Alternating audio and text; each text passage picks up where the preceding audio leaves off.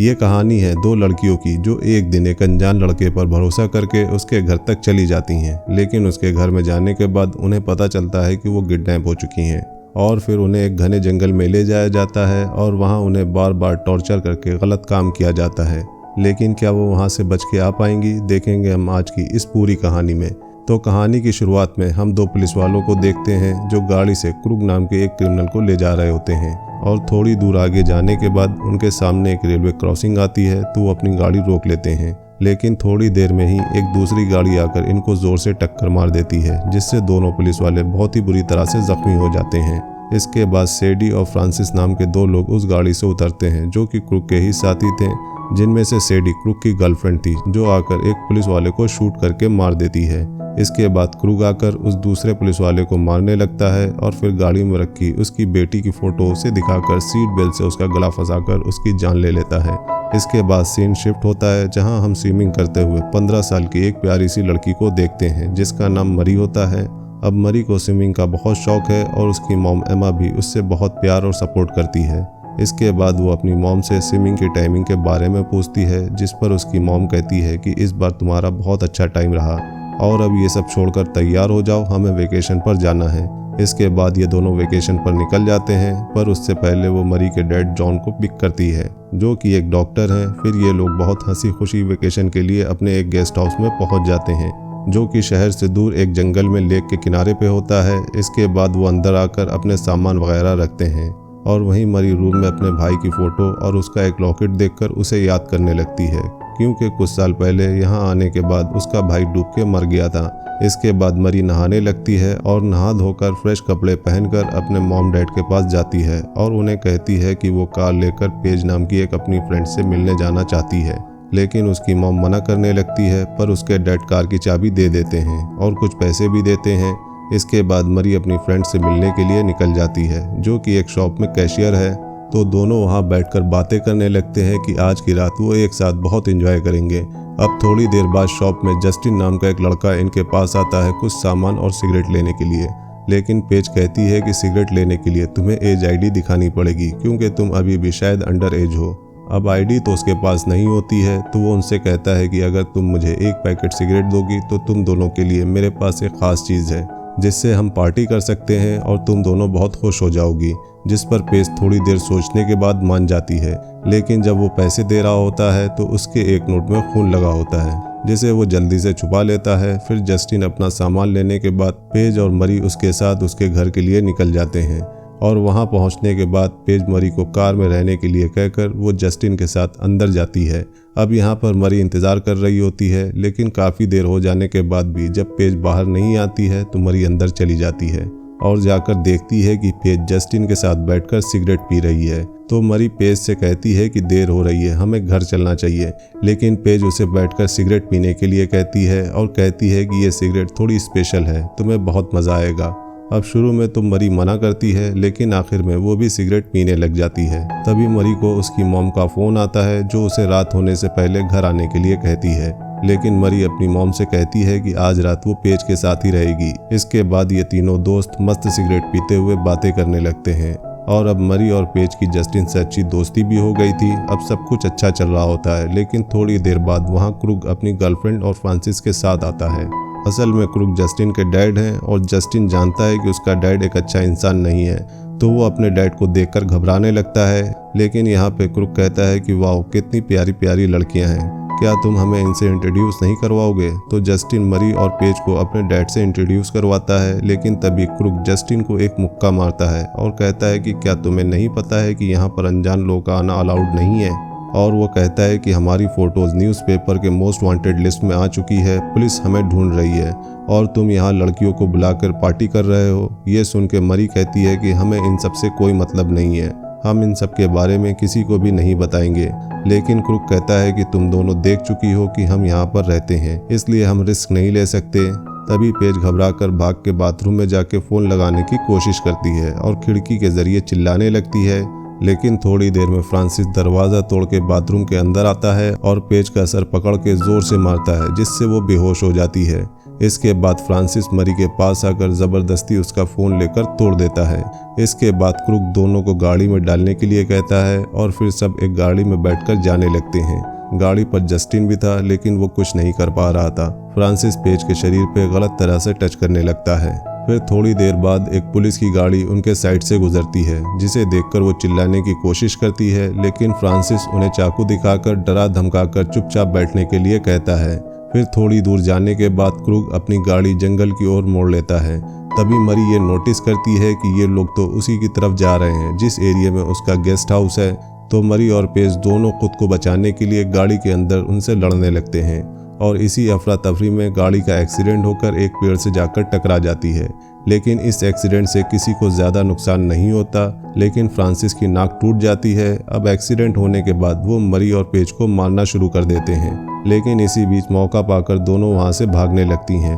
पर क्रूक मरी को पकड़ लेता है और पेज वहाँ से भागने लगी थी तो उसके पीछे फ्रांसिस और सेडी उसे पकड़ने के लिए जाते हैं और उसके पीछे पीछे काफ़ी दूर जाने के बाद आखिरकार वो उसे भी पकड़ लेते हैं और फ्रांसिस उसे मारकर बेहोश कर देता है और सेडी उसके कपड़े फाड़ के उसके हाथ को बांध देती है और वापस ले जाकर ज़मीन पर लिटा देती है।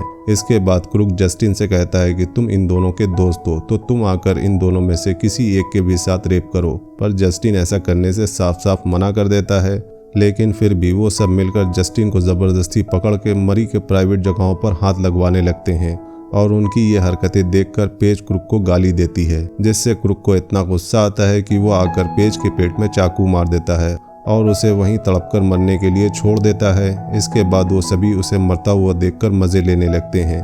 तभी मरी उसके पास जाकर कहती है कि तुम्हें कुछ नहीं होगा, हम यहाँ से निकल जाएंगे, और गुस्से में आकर वो क्रूक को एक गाली दे देती है, जिससे एक बार फिर से क्रूक को गुस्सा आ जाता है। इसके बाद वो मरी को पकड़कर उसके कपड़े फाड़ने लगता है और इसमें उसकी गर्लफ्रेंड भी उसकी मदद कर रही थी।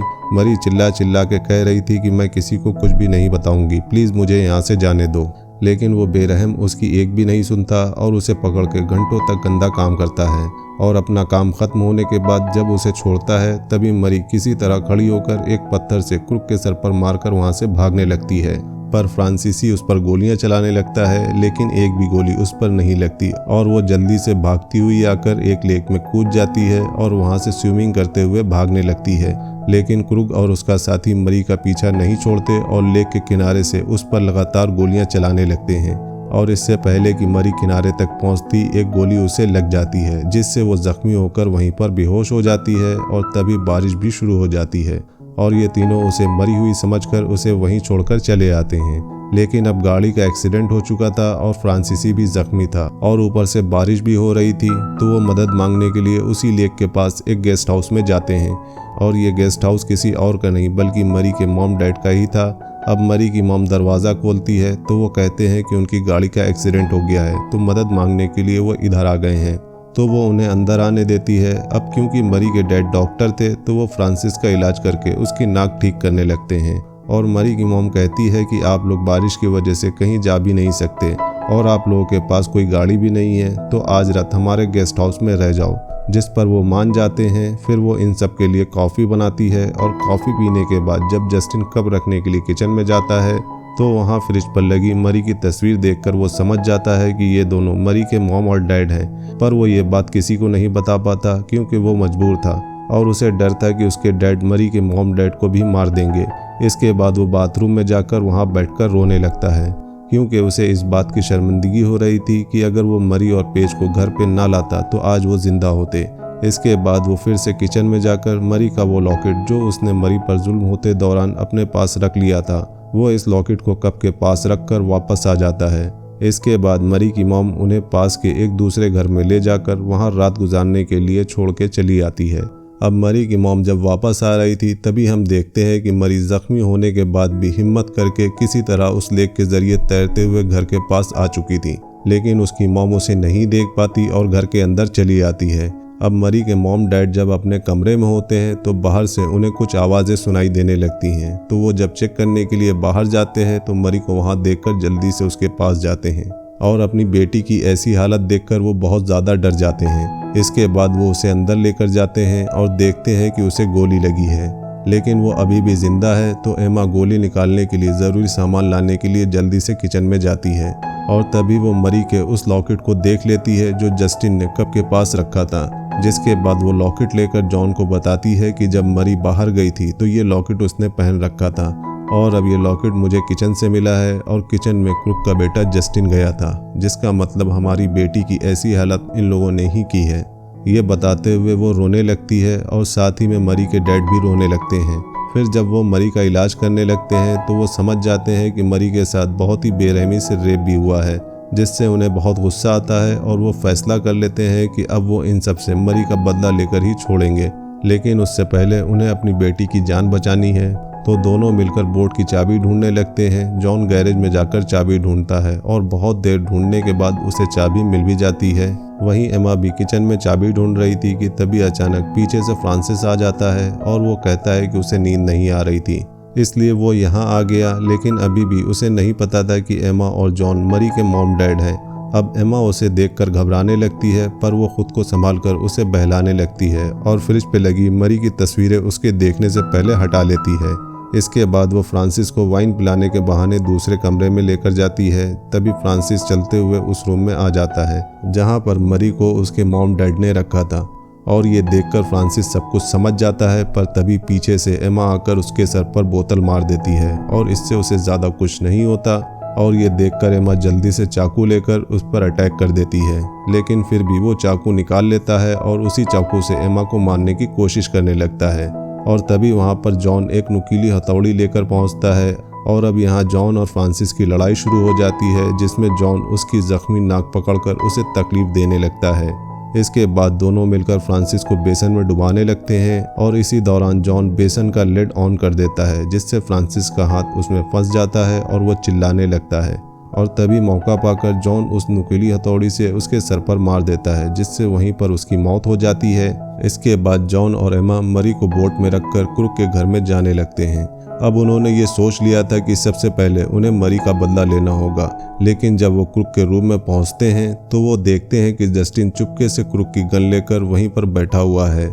लेकिन जस्टिन जॉन को वो गन दे देता है और वो गन ले लेते हैं। जॉन क्रुक की गर्लफ्रेंड को गोली मार देते हैं जो उसके कंधे पर लगती है और तभी क्रुक उठकर बचने के लिए जॉन के ऊपर सामान फेंकने लगता है और जॉन उस पर गोलियां चलाने लगता है, लेकिन वो किसी तरह वहां से बचकर खिड़की से बाहर की तरफ कूद जाता है। इसके बाद सेडी एक रॉड लेकर जॉन को मारने आती है तो जॉन उसे एक मुक्का मार देता है और तभी एमा आकर सेडी को गोली मार देती है, जिससे वहीं पर उसकी मौत हो जाती है। इसके बाद एमा मरी के पास बोट में चली जाती है और जॉन आकर दूसरे के घर में क्रुक को ढूंढने लगता है, क्योंकि वो खिड़की से कूदने के बाद उन्हीं के घर में आकर छुप गया था।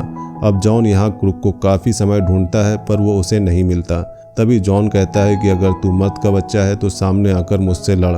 तभी क्रुक उसके पीछे से अचानक आकर उसे मारने लगता है और यहाँ इन दोनों की लड़ाई शुरू हो जाती है। लेकिन क्रुक बहुत ही शातिर क्रिमिनल था, इसलिए वो इस लड़ाई में जॉन को बहुत ज़्यादा मारता है और मारते मारते जॉन को अधमरा कर देता है। लेकिन तभी जस्टिन पीछे से आकर क्रुक के ऊपर गन तान देता है, पर बंदूक में गोली नहीं थी, इसलिए क्रुक जस्टिन को पकड़कर उसे मारने लगता है। लेकिन तभी एमा आकर उस पर फायर एक्सटिंग्विशर से गैस छोड़ने लगती है और जॉन भी एक रॉड से क्रुक को मारना शुरू कर देता है और दोनों मिलकर यहाँ उसे मारते मारते एकदम उसकी जान ले लेते हैं। इसके बाद हम अगली सुबह का सीन देखते हैं जहां वो लेक के जरिए बोट से मरी और जस्टिन को लेकर वापस अपने घर चले आते हैं। लेकिन अब कहानी के आखिर में हम देखते हैं कि क्रुक उस वक्त पूरी तरह से मरा नहीं था, बल्कि बेहोश हुआ था। तो जॉन उसकी कुछ नसें काटकर उसका पूरा शरीर पैरालाइज कर देता है, क्योंकि जॉन ने ये सोच लिया था कि क्रुक ने उसकी बेटी के साथ जिस तरह जुल्म किया था उसका बदला सिर्फ एक साधारण मौत से नहीं होना चाहिए। इसलिए जॉन ने उसकी पूरी बॉडी को पैरालाइज करके एक माइक्रोवेव के अंदर उसका सिर रख देता है और उसका स्विच ऑन करते ही धीरे धीरे माइक्रोवेव गर्म होकर उसका सर पिघलने लगता है और एकदम से फट जाता है और बहुत ही बदतर तरीके से आखिरकार उसकी मौत हो जाती है। और इस तरह जॉन अपनी बेटी पर हुए जुल्म का बदला पूरी तरह से ले लेता है और इसी सीन के साथ ये कहानी यहीं पर ख़त्म हो जाती है। तो ये थी last house on the left film की सारी कहानी। आपको ये कहानी कैसी लगी हमें कमेंट्स में ज़रूर बताइएगा। अगर मूवी का एक्सप्लेनेशन पसंद आया हो तो वीडियो को लाइक करिएगा और चैनल को सपोर्ट करने के लिए सब्सक्राइब करिएगा, ताकि हम आपके लिए ऐसे ही इंटरेस्टिंग मूवीज़ के एक्सप्लेनेशन लाते रहें। मिलते हैं नेक्स्ट मूवी एक्सप्लेनेशन वीडियो में, तब तक के लिए बाय बाय।